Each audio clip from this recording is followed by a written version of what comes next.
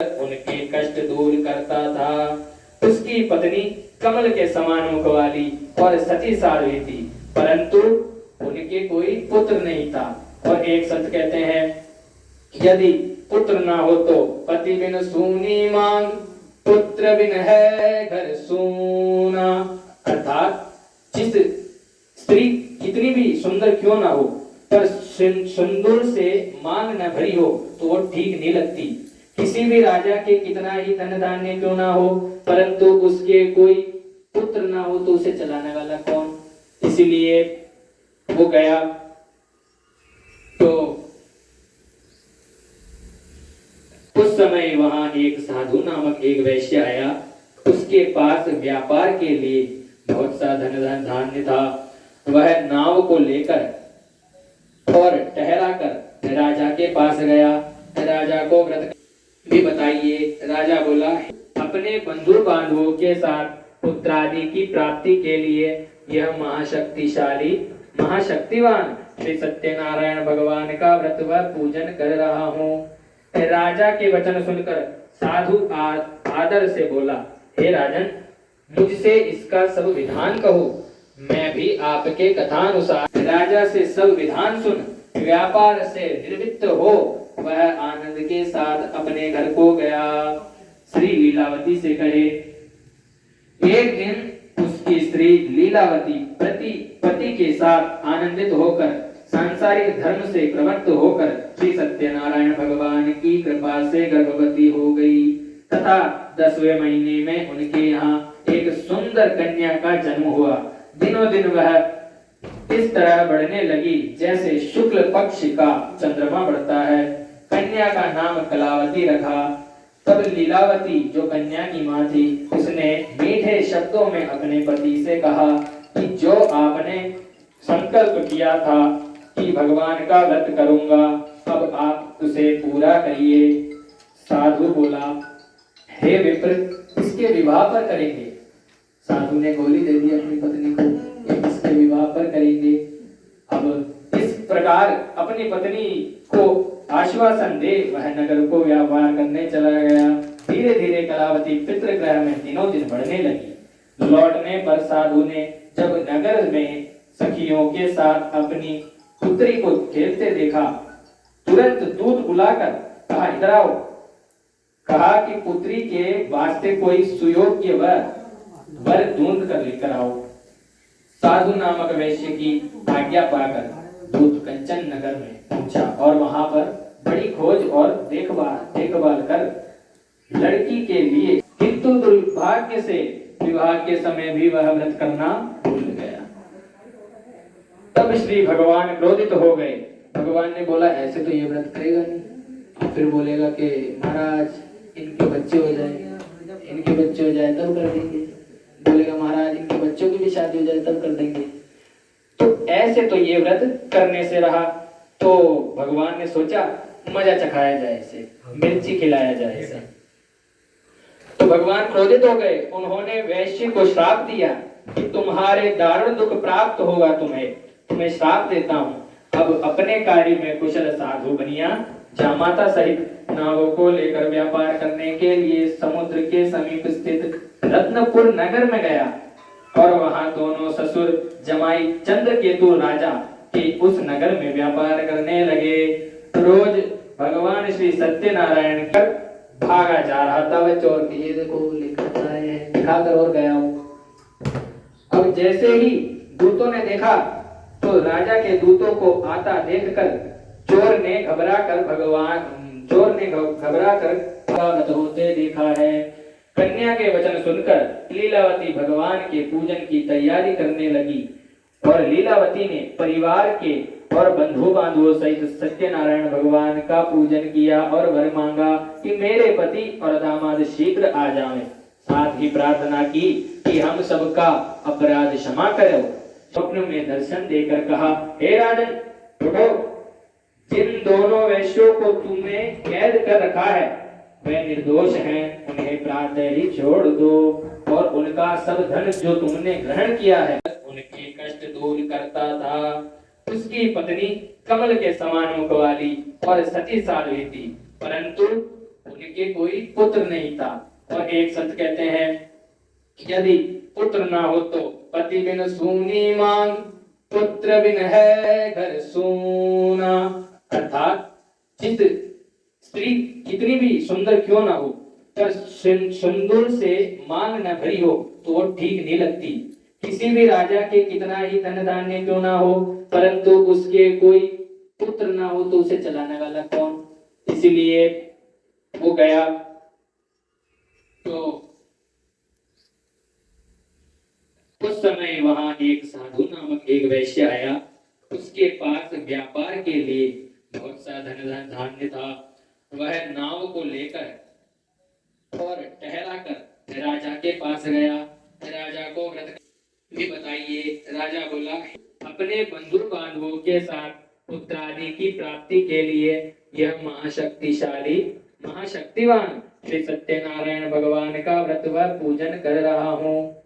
राजा के वचन सुनकर साधु आदर से बोला, हे राजन, मुझसे इसका सब विधान कहो, मैं भी आपके कथानुसार राजा से सब विधान सुन व्यापार से निर्वृत्त हो वह आनंद के साथ अपने घर को गया। श्री लीलावती से कहे, एक दिन उसकी स्त्री लीलावती पति के साथ आनंदित होकर सांसारिक धर्म से प्रवृत्त होकर श्री सत्यनारायण भगवान की कृपा से गर्भवती हो गई तथा 10वें महीने में उनके यहाँ एक सुंदर कन्या का जन्म हुआ। दिनों दिन वह इस तरह बढ़ने लगी जैसे शुक्ल पक्ष का चंद्रमा बढ़ता है। कन्या का नाम कलावती रखा। तब लीलावती जो कन्या की मां थी, उसने मीठे शब्दों में अपने पति से कहा कि जो आपने संकल्प किया था कि भगवान का व्रत करूंगा, अब आप उसे पूरा करिए। साधु बोला, हे विप्र, इसके विवाह पर करेंगे। साधु ने गोली दे दी अपनी पत्नी को, इसके विवाह पर करेंगे। अब इस प्रकार अपनी पत्नी को आश्वासन दे वह नगर को व्यापार करने चला गया। धीरे धीरे कलावती पितृगृह में दिनों दिन बढ़ने लगी। लौटने पर साधु ने जब नगर में सखियों के साथ अपनी पुत्री को खेलते देखा, तुरंत दूध बुलाकर कहा, इधर आओ। कहा कि पुत्री के वास्ते कोई सुयोग्य वर ढूंढ कर लेकर आओ। साधु नामक वैश्य की आज्ञा पाकर दूत कंचन नगर में पहुंचा और वहां पर बड़ी खोज और देखभाल कर लड़की के लिए, किंतु दुर्भाग्य से विवाह के समय भी वह व्रत करना भूल गया। तब श्री भगवान क्रोधित हो गए। भगवान ने बोला, ऐसे तो ये व्रत करेगा नहीं। फिर बोलेगा कि महाराज इनके बच्चे हो जाए तब कर देंगे। बोलेगा महाराज इनके बच्चों की भी शादी हो जाए तब कर देंगे। तो ऐसे तो ये व्रत करने से रहा। तो भगवान ने सोचा मजा चखाया जाए इसे, मिर्ची खिलाया जाए इसे। तो भगवान क्रोधित हो गए। उन्होंने वैश्य को श्राप दिया कि तुम्हारे दारुण दुख प्राप्त होगा तुम्हें, मैं श्राप देता हूँ। अब अपने कार्य में कुशल साधु बनिया जामाता सहित नावों को लेकर व्यापार करने के लिए समुद्र के समीप स्थित रत्नपुर नगर में गया और वहां दोनों ससुर जमाई चंद्रकेतु राजा के उस नगर में व्यापार करने लगे। रोज भगवान श्री सत्यनारायण कर भागा जा रहा था। वह चोर के ये देखो लेकर और गया हूँ। अब जैसे ही दूतों ने देखा तो राजा के दूतों को आता देखकर चोर ने घबरा कर होते देखा है। कन्या के वचन सुनकर लीलावती भगवान के पूजन की तैयारी करने लगी और लीलावती ने परिवार के और बंधु बांधवों सहित सत्यनारायण भगवान का पूजन किया और वर मांगा कि मेरे पति और दामाद शीघ्र आ जाएं। साथ ही प्रार्थना की कि हम सबका अपराध क्षमा करो। स्वप्न में दर्शन देकर कहा, हे राजन, जिन दोनों वैश्यों को तुमने कैद कर रखा है वे निर्दोष हैं, उन्हें प्रातः ही छोड़ दो और उनका सब धन जो तुमने ग्रहण किया है आचरण कर यात्रा आरंभ की और अपने नगर को चला गया। उनके थोड़ी दूर निकलने पर दंडी वेशधारी श्री सत्यनारायण ने उनसे पूछा, हे साधु, तेरी नाव में क्या है? अभिमानी वर्णित हंसता हुआ बोला, इच्छा है, मेरी नाव में तो बेल और पत्ते भरे हैं। नारायणाय स्वाहा। श्री लक्ष्मी नारायणाय स्वाहा। ओम श्री सत्यनारायणाय स्वाहा। ओम तस्य वितुरण्यं भर्गो देवस्य धीमहि धियो यो न प्रचोदयात् स्वाहा। आराम से लगाओ, साइड में लगाना, ठीक है। ओम भूर्भुवः स्वः तस्य वितुरण्यं भर्गो देवस्य धीमहि धियो यो न प्रचोदयात् स्वाहा। ओम भूर्भुवः स्वः तस्य वितुरण्यं भर्गो देवस्य धीमहि धियो यो न प्रचोदयात् स्वाहा। ओम भूर्भुवः स्वः तस्य वितुरण्यं भर्गो देवस्य धीमहि धियो यो न प्रचोदयात् स्वाहा। ओम भूर्भुवः स्वः तस्य वितुरण्यं भर्गो देवस्य धीमहि धियो यो न प्रचोदयात् स्वाहा। ओम पूर्णाकृतं पूर्णदेवताय स्वाहा। चलिए आप हाथ में ले लो ये। भवानी सीता ओम जय जगदीश मनाओ स्वामी जय जगमी रमना सत्यनारायण स्वामी सत्यनारायण स्वामी ओम जय लक्ष्मी रमना रतन जड़े सिंहासन अद्भुत छवि राजे स्वामी अद्भुत छवि राजे नारद करत निरंजन नारद करत निरंजन घंटाधर बाजे ओम जय लक्ष्मी रमणा परगट भयो कली कारण दियो। ओम जय लक्ष्मी रमणा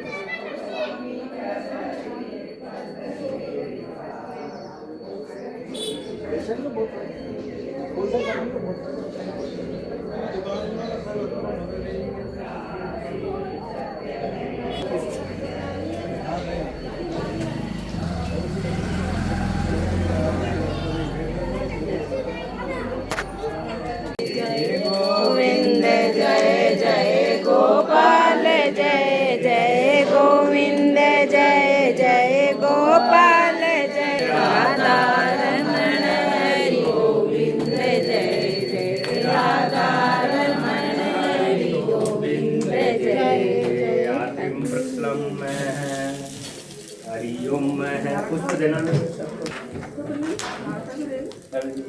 पुष्प देना सबको सीधे हाथ में। पुरुषाय विद्महे वक्रतुंडाय धीमहि। पहले इधर दे अंकल जी को।